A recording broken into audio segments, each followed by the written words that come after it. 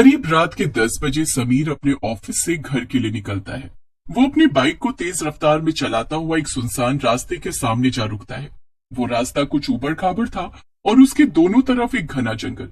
समीर रास्ते को देखते हुए खुद से बोलता है, आज भी अगर घर लेट पहुंचा ना तो मीना मेरी जान ले लेगी। अगर मुझे घर जल्दी पहुंचना है तो इसी जंगल वाले रास्ते से मुझे जाना होगा। यही एक रास्ता है जो घर जाने के लिए शॉर्टकट है।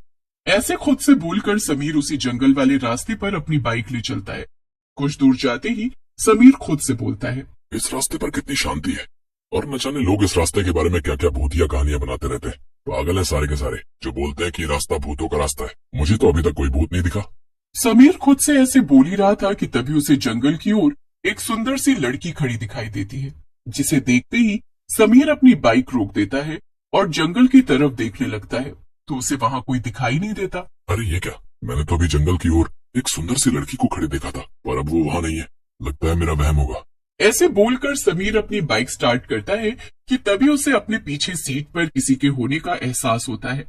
समीर फिर से बाइक रोककर अपने पीछे देखता है। अरे तुम्हें तो मैंने अभी जंगल में देखा था और तुम अचानक से मेरी बाइक पर कैसे आकर बैठ गई? क्यों, क्या हुआ? तुम्हें मेरा बाइक पर बैठना अच्छा नहीं लगा क्या? अरे नहीं, ऐसा नहीं है। बल्कि मैं तो सोच ही रहा था कि इस सुनसान रास्ते पर तुम्हारे जैसी सुंदर लड़की मिल जाए तो मजा ही आ जाए। मेरा मतलब है कि रास्ता काटना आसान हो जाएगा। अच्छा तो मैं बाइक स्टार्ट कर रहा हूँ, तुम्हें जहाँ उतरना है बता देना। बस मुझे थोड़ा अच्छे से पकड़ कर बैठना। वो क्या है कि रास्ता कुछ खराब है, बस इसीलिए। और तुम्हें डर लगे तो घबराना नहीं, बस मुझे कसकर पकड़ कर बैठना। वैसे भी कुछ लोग बोलते हैं कि रास्ता भूतों का रास्ता है। इस रास्ते पर बहुत सारे खतरनाक भूत हैं, पर मुझे तो एक भी भूत नहीं दिखाई दिया। समीर के ऐसे बोलते ही उसे अपने सामने भूत और चुड़ैल दिखाई देते हैं। समीर घबराते हुए एकदम से बाइक रोकता है कि तभी उसके पीछे सीट पर बैठी सुंदर लड़की भी डरावनी चुड़ैल के रूप में बदल जाती है और वो समीर के कंधे पर जैसे ही अपना हाथ रखती है, समीर उस हाथ के बड़े बड़े नाखूनों को देखकर डर जाता है और जैसे ही वो पीछे मुड़कर देखता है तो उसके होश उड़ जाते हैं। अरे क्या हुआ? तुमने बाइक क्यों रोक दी? तुमने ही तो कहा था मुझे पकड़ कर बैठना। तुम एक चुड़ैल हो? मर गया रे। इसका मतलब लोग सही बोलते हैं कि ये रास्ता भूतों का रास्ता है और मैं इसे मजाक समझ रहा था। अरे चुड़ैल जी देखो, मेरा घर बस आने ही वाला है, प्लीज मुझे जाने दो। अगर मैं घर लेट पहुंचा ना तो मेरी बीवी मेरा भर्ता बना देगी। अरे बाप रे, ये भूत और चुड़ैल तो मेरी ही ओर बढ़ रहे हैं। लगता है यहाँ तो भूतों की पूरी फैमिली है। चुड़ैल जी मुझे माफ कर दो, मैंने आपसे जो भी बोला वो भूल जाओ और मुझे जाने दो। चुड़ैल हंसते हुए बोलती है, ऐसे कैसे छोड़ दूं? पहले मैं तुझसे जरा चिपक तो लूं। चिपक कर तेरा सारा खून चूस लूं, फिर आएगा चिपकने का असली मजा। फिर सभी चुड़ैल और भूत समीर को घेर लेते हैं और उसे बड़ी ही बेरहमी से मार डालते हैं। समीर की मौत के 2 दिन बाद रात के समय एक ऑटो वाला अपने ऑटो में एक लड़की को बिठाकर ले जा रहा होता है कि तभी वो अचानक से अपना ऑटो उसी भूतों के रास्ते की तरफ घुमा लेता है और उस रास्ते की ओर चल पड़ता है। ऑटो में बैठी लड़की मंजुल एकदम से चिल्लाते हुए ऑटो वाले से बोलती है, ओ भैया, तुम्हारा दिमाग तो ठीक है? मुझे गली नंबर 3 में जाना है और आप मुझे कहाँ ले जा रहे हो? आपको पता भी है जिस रास्ते पर आप अपना ऑटो ले आए हो ये कोई आम रास्ता नहीं है, बल्कि ये भूतों का रास्ता है। इस रास्ते में रात में कोई आने जाने की हिम्मत तक नहीं करता है। अब जल्दी से ऑटो गली नंबर 3 की तरफ घुमाओ, नहीं तो। ऑटो वाला भूतों के रास्ते के बीचों बीच अपना ऑटो रोकता है और मंजुल से बोलता है, नहीं तो क्या करोगे हैं? अरे रात के सुहाने मौसम में मेरे ऑटो में इतनी सुंदर जवान लड़की आकर बैठी है और उसे मैं ऐसे ही अपने हाथों से जाने दूं? और पागल लड़की, भूत वूत कुछ नहीं होता, सब मनगढ़ंत कहानियां हैं।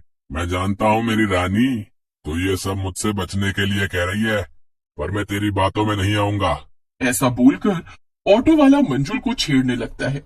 अरे तुम जैसे गंदे लोगों की वजह से आज लड़कियां घरों से बाहर अकेले आ जा नहीं सकती। मंजुल अपना हाथ छुड़ाकर जैसे ही भागने लगती है कि तभी उसके सामने कई भूत और चुड़ैल आ जाते हैं। हे भगवान, आगे कुआं तो पीछे खाइए, क्या करूं मैं, कहाँ जाऊं मैं? भूत और चुड़ैल जोर जोर से हंसते हुए बोलते हैं, लगता है शहर के लोग भूल गए कि ये भूतों का रास्ता है, तभी तो एक के बाद एक मरने के लिए यहाँ आ जाते हैं।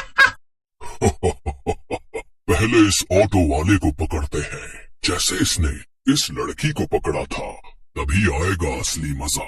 मर गया रे, ये मैं किस रास्ते आ गया? अरे भूत भाई, चुड़ैल बहन, मुझे जाने दो, मुझसे गलती हो गई जो मैं आपके रास्ते पे आ गया। कृपा करके मुझे बख्श दो।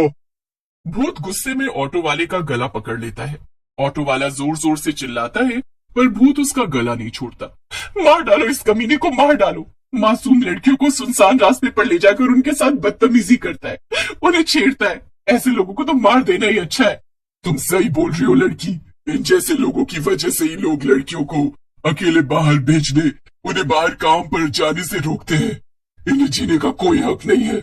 भूत भाई, इस ऑटो वाले को इतनी बुरी तरह मारना कि इसे इसके अपने भी पहचानने से मना कर दे। ऑटो वाला मंजुल से माफी मांगता है, पर मंजुल और भूत उसकी एक नहीं सुनते और उसे बड़ी ही बेरहमी से मौत के घाट उतार देते हैं। मंजुल रोते हुए भूत और चुड़ैल से कहती है, मैं इस रास्ते से नहीं जाना चाहती थी, क्योंकि मैं जानती हूँ ये रास्ता भूतों का रास्ता है, पर ये ऑटो वाला अपनी हवस मिटाने के चक्कर में मुझे इस रास्ते से ले आया।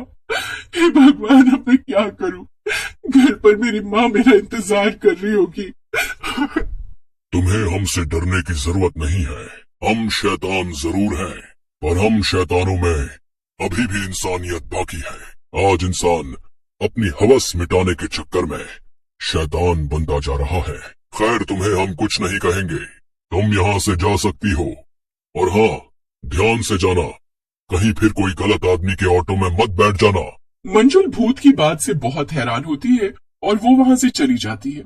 अगली सुबह मंजुल अपने ऑफिस पहुंचकर अपने ऑफिस में काम कर रही सभी लोगों को भूतों के रास्ते वाली सारी बात बताती है। तभी मंजुल की बात पर हंसते हुए उसके ऑफिस में काम करने वाला नरेश बोलता है, क्या बात है मंजुल, उस भूत और चुड़ैल ने तुम्हें कुछ नहीं कहा, पर ऑटो ड्राइवर को मार डाला। अरे, मुझे तुम्हारी इस कहानी में बड़ी हंसी आ रही है। अरे, इतनी पढ़ी लिखी होने के बाद भी तुम भूत प्रेतों में विश्वास रखती हो, हैं? वैसे ये कहानी मैं अपने बच्चों को सुनाऊंगा। कम से कम वो तो डर के जल्दी सो ही जाएंगे। वैसे भूतों के रास्ते के बारे में मैंने बहुत सुना है कि जो भी रात के समय वहां से गुजरता है वो वापस नहीं आता, इसीलिए लोग डर से दिन में भी वहां से नहीं निकलते हैं। पर मुझे भी यार ये सब बातें बकवास ही लगती है। और मंजुल, तुम्हारी इन बातों पर तो अब मुझे भी हंसी आने लगी है। तुम दोनों को मेरी बातों पर हंसी आ रही है ना, और तुम्हें लगता है मैं तुम्हें भूत चुड़ैल की झूठी कहानी सुना रही हूँ, तो आज रात तुम क्यों नहीं उस रास्ते से घर चले जाते? वैसे भी वो रास्ता घर जाने के लिए सबसे शॉर्टकट है। रात होते ही जीवा और नरेश भूतों के रास्ते पर जाने के लिए तैयार हो जाते हैं। वे दोनों जैसे ही बाइक पर बैठते हैं तो मंजुल उन्हें बोलती है, जीवा और नरेश, मुझे तुम्हारे लिए डर लग रहा है। प्लीज, मैंने जो तुम दोनों से कहा है उस पर यकीन करो और उस रास्ते पर मत जाओ। मगर जीवा और नरेश मंजुल की एक नहीं सुनते और भूतों के रास्ते पर चले जाते हैं। जैसे ही वो उस रास्ते पर पहुंचते हैं तो जोर जोर से हवाएं चलने लगती हैं। नरेश अपनी बाइक रोकता है और अपनी बाइक के पीछे बैठे जीवा से बोलता है, जीवा, इस रास्ते के दोनों ओर कितना घना जंगल है, नहीं? नरेश ऐसे बोल ही रहा था कि तभी उसे जंगल में एक सुंदर लड़की दिखाई देती है। नरेश खुश होते हुए जीवा से बोलता है, भाई जीवा, इस भूतों के रास्ते पर मुझे भूत तो नहीं दिखे, पर एक अप्सरा जरूर नजर आ रही है। जरा जंगल की ओर देख, वो कैसे मुझे देखकर मुस्कुरा रही है यार। ऐसा बोलकर वो दोनों मुस्कुराने लगते हैं कि तभी वो सुंदर लड़की जंगल से निकलकर उन दोनों के सामने आ खड़ी होती है और देखते ही देखते चुड़ैल का रूप ले लेती है। तभी सामने कुछ और भूत भी आते दिखाई देते हैं। जीवा और नरेश भाग पाते कि तभी चुड़ैल नरेश का और एक भूत जीवा का गला पकड़ लेते हैं। अपना डर कायम रखने के लिए और कोई हमारे रास्ते पर हमें परेशान न कर सके, इसके लिए हम इन दोनों को बुरी तरह से मारकर इनकी लाशों को बाहर पेड़ पर टांग देते हैं। भूत भाई, तुमने कल एक लड़की को सही सलामत इस रास्ते से बाहर जाने दिया था।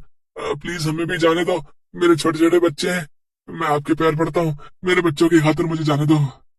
चुड़ैल और भूत जीवा और नरेश की एक नहीं सुनते और उन्हें बड़ी ही बेरहमी से मारकर उनके शव को पेड़ से लटका देते हैं। सुबह होते ही जो भी उनके शव को देखता है उनके होश उड़ जाते हैं। कुछ ही देर में पुलिस वहां आती है और उनके शव पेड़ से उतारकर एम्बुलेंस से हॉस्पिटल रवाना कर देती है और उस भूतों के रास्ते पर बड़ा सा बोर्ड लगा देती है जिस पर साफ साफ लिखा था कि ये रास्ता भूतों का है, इसलिए कोई भी इस रास्ते से ना जाए।